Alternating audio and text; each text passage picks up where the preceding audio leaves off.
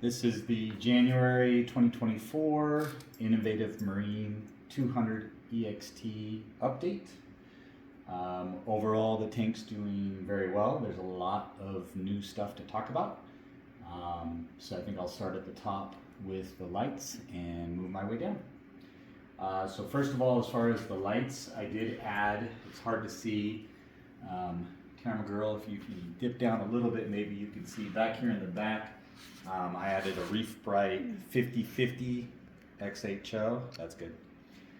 So it's a 48 inch, so I already had the two 60 inch actinic blues in the front and the black, and then I added one Reef Bright 50/50 XHO. I thought I needed more light back there.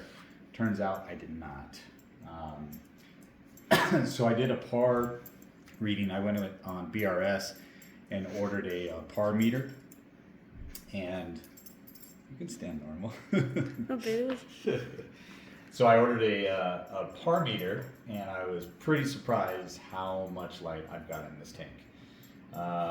Down here at like these bottom rocks right here, I was getting 250, 300 par down here, but it quickly goes up to 300-400. Even on these mid rocks, it was like 400-500, maybe under some of the smaller, like the Reef LED 90 and the LED 50.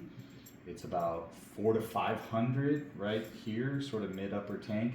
And then some of these spots under the bigger lights were reaching 800 to 900 par, up to 1,000 par, like right up in here. So it's a lot of light. And so I'm running most of these lights at about 90% blue, 50 to 55% white. So I might need to scale it back. I don't see any of the SPS bleaching with that much light yet, but I might need to scale back the lights a little bit. I was pretty surprised how much light I had. I was contemplating having to add another of the 48 inch 50/50 lights here, but no way, not with this much light. And so as far as the fish, all the fish are doing really well. I lost my last firefish, and so I warn anyone who has this tank, don't bother getting firefish.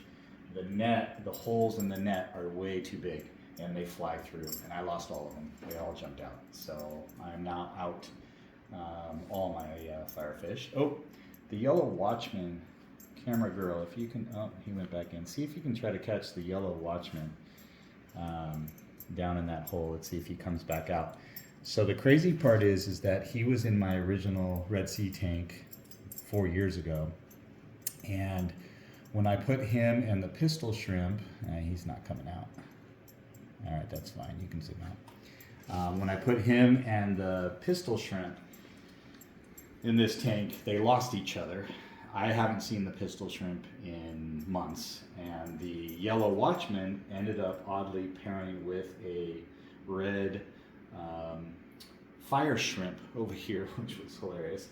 So they were kind of paired together, and the other two, they never found each other. And then just a few weeks ago, I noticed that the yellow watchman moved all the way over here, and that's the original rock that the two used to be under.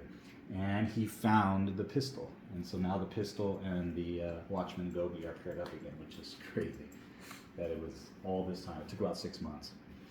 And I had no idea that the pistol was even alive, but evidently he is. I still have the yellow tang in the garage because he was killing the Desjardins tang. And so I'm going to wait for the Desjardins to get bigger. He's still kind of small. So once he gets bigger, then I'll probably try to move the yellow back into the house.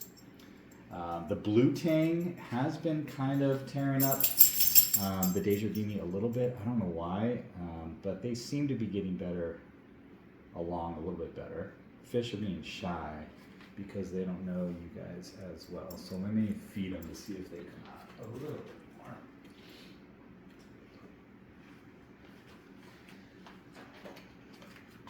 And then I did have an Anthea turn male. Let's see if we can figure out which one is the male. So I had 5 females and 1 male. The male died, and so I'm left with the 5 female, but one of the female just recently turned into a male.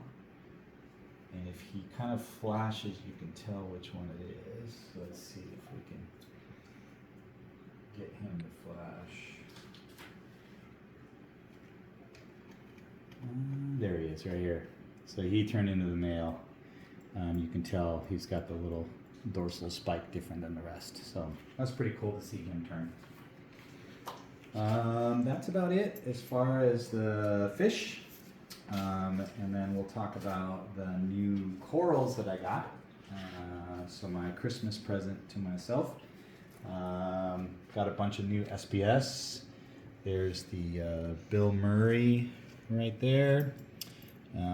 Right back in the back is the TGC Cherry Bomb. So excited to see some of those grow out. I still have all of the unnamed, so back left, back middle, back right. Those are all unnamed rainbow tenuis that I got at a local fish store. No idea what they are, but they're doing really well despite all that high par. If you move over here, I moved the Walt Disney up to the front a little bit. He seems to be doing really well next to this very large unnamed rainbow tenuis. The colors don't show on camera very well, but it's got some purples and some pinks and teal and a bunch of colors, so pretty cool. So that thing's getting big. I'm probably going to have to trim it back because it's going to take over the Walt Disney. And then below that is the Disney Junior. So I got that one, that's new. So excited to see it grow out. The colors are a little off right now, but hopefully that'll grow out well. And then I got a really cheap frag of Jason Fox Home Wrecker because it's discolored. I bought it from NWA, and they said they didn't like how it looked, so they sold it to me cheap. It was like $100. So that's pretty awesome. And then there's the, back in the back there, it's hard to see, but there's an ASD Rainbow Millie. That's new. And then I got the pink table tip, pink tip table right here. And then over here, I've got the Tyree Superman tenuis. Looking forward to see him grow out. And then what's really hard to see is back in the back by there, there's a Cali Tort.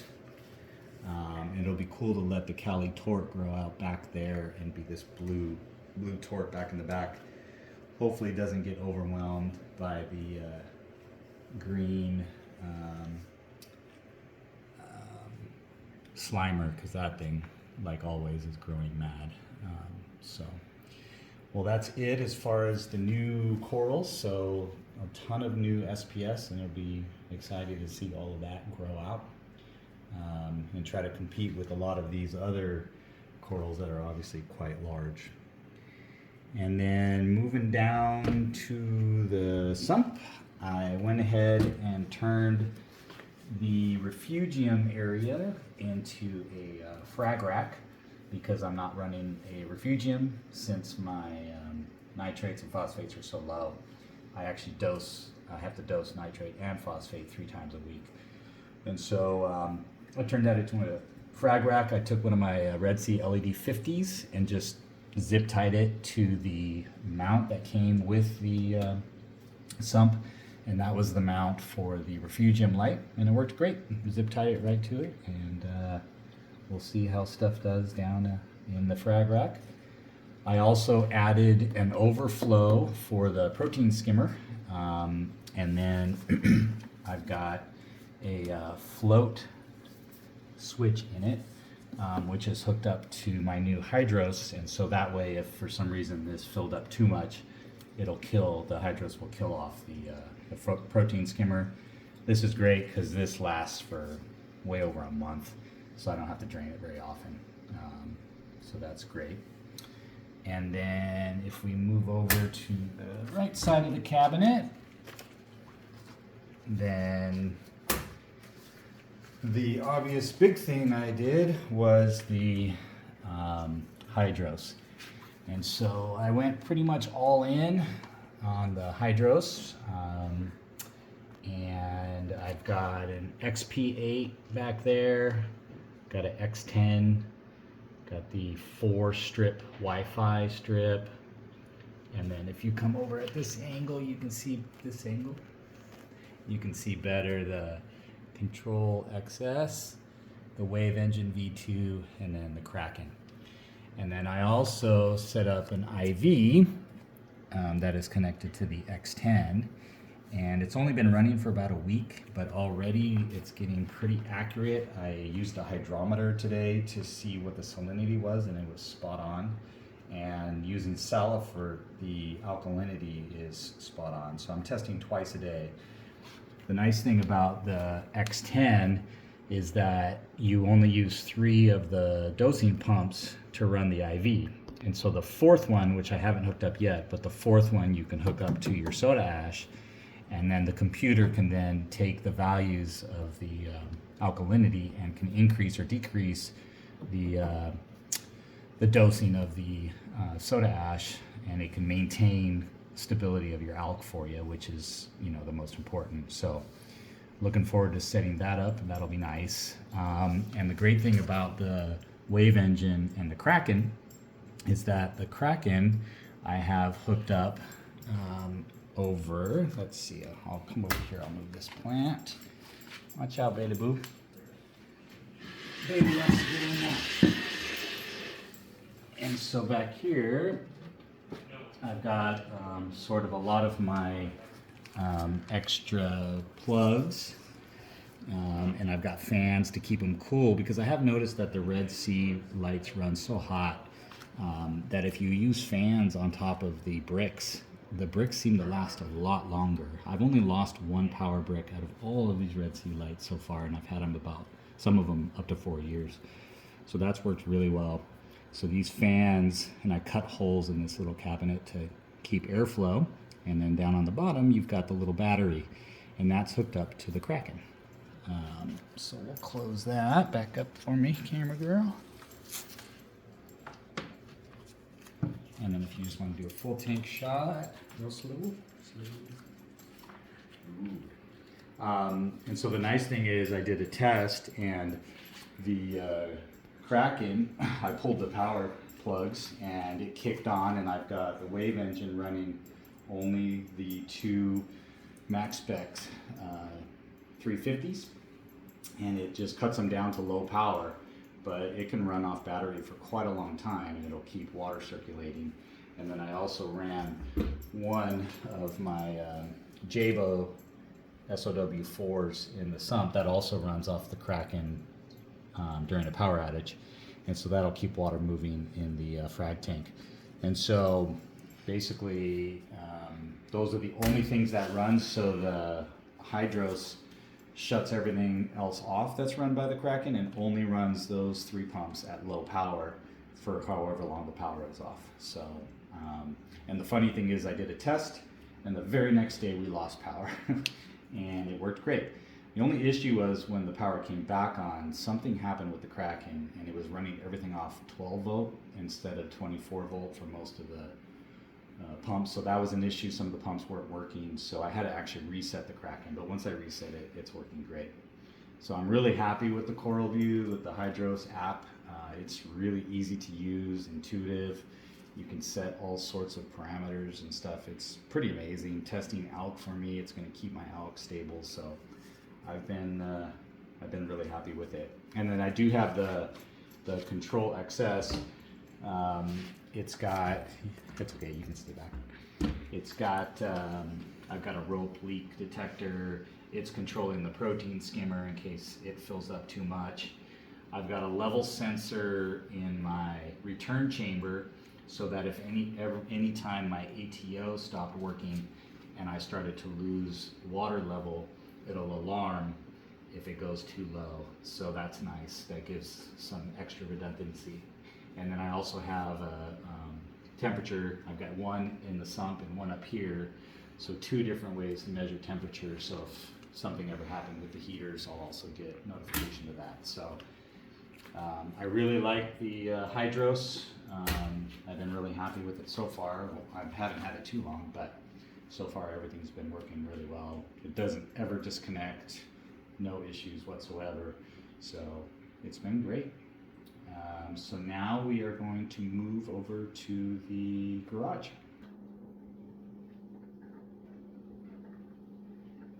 So in the garage here, I've got something else I bought, which is the Black & Decker I guess the item number BPWM09W. So it's a portable washing machine. My wife said, no way can I wash the filter socks in our washing machine, so instead I get to use this. It's pretty cool. This just hangs over the sink, and then you get attach an adapter to the sink nozzle, and this just clicks right on. So click, hang that, and then you can wash your filter socks. I fit about 15 of the shorter, the 4-inch filter socks in here. It worked great. They came out fairly clean. I didn't add any bleach. I don't know, I'm just a little leery about adding bleach. When I pull the filter socks out of the tanks, I just throw them in some water with vinegar, and they sit there for weeks until I'm ready to wash them, and then throw them in here. They don't come out as clean as when I was doing it with the hose high pressure. And so I've noticed that I used to be able to go about a week before changing the filter socks. Now they're filling up after about 6 days, especially in the house. But it's not the end of the world because my nitrates and phosphates are low. So if they overflow a little bit on day 7, I'm fine with it. But this is really cool. Cool little, and it's really light. It's easy to lift, and you can carry it around pretty easy. And so that's no more washing those dang filter socks by hand, which is great. All right, and then we'll move to the garage. All right, and then here in the garage, I went ahead and added a little controller board back in the back wall back there and try to organize things. Obviously this is a little bit of a mess still, but much more organized than it was. I got all the controllers back there, and then I did get a Control XS and a 4-plug Wi-Fi strip for the garage. One slight problem is there's a firmware problem with that Control XS, and so I had to contact BRS and CoralView. They were great. They responded right away. I'm going to send that back, and they're going to have to send out a new one. But I'm going to use that to measure the temperature, especially primarily of the 40-gallon tank. And then I'm going to use it also to control my protein skimmer. So if you want to come down here a little bit. So this protein skimmer is one of the smaller ones, and it does not have a overflow cutoff like the one in the house does. And so I'm going to hook this up to this container to make it last longer, more overflow. And then the cool thing is you get this little skimmer sensor for the hydros, and it basically will just, as soon as this thing fills up, it'll cut off the protein skimmer so it won't overflow, especially since it's outside the sump, my little overflow container. So that's pretty cool. So I'm looking forward to hooking that up once I get the new XS shipped out. And then that's about it for new equipment out here. I've got the 20-gallon. This is kind of my quarantine tank. And basically if I get a new fish, I throw them in here and quarantine them for at least a couple of months, make sure they're healthy. That's the only type of quarantine I do. The problem is that it shares a sump with the 40-gallon. So the 40-gallon and the 20-gallon both share the sump. So technically any disease that a fish would bring into the 20-gallon could get to the 40-gallon, the fish in there. So that's a risk I take, but so far so good, and I haven't had any issues, knock on wood, so far. And it's just some random corals and stuff that I threw in here. And then you've got the 40-gallon, and this is where my yellow tang is residing for now until the Desjardins can grow up and get bigger, and then I'll move the yellow tang back into the house. And this is also where Jaws lives, my Melanaris wrasse, who is an assassin of all shrimp, snails, everything. He kills everything. So I am not going to put him in the house because he kills everything. I know this tank is kind of small for him, but I don't know. As an assassin, I can't put him back in the house. I'm trying to grow Monis out here, as you can see. The Monis are growing kind of slow, which surprises me. Maybe it's because they're between the lights, I don't know. But the Monis are growing slow. I'm running these tanks out here, I'm running off of a Alpha Reef, and I don't know if the Alpha Reef maybe doesn't grow as well as the 3-part dosing that I'm doing out in the house, but we'll see. The other thing is a lot of this rock is not as mature as the house rock, so that might explain it. And then the last tank out here is my 10-gallon emergency tank. I actually set it up because my pajama cardinals were spawning and I was trying to grow some babies out here, but they didn't survive. I was unsuccessful at growing them out, so I just kept this thing as an emergency tank. And if any fish are sick and I need to medicate them, this thing is completely disconnected from everything else, but it's completely cycled and ready to go. So this is my little 10-gallon emergency tank. And that is it.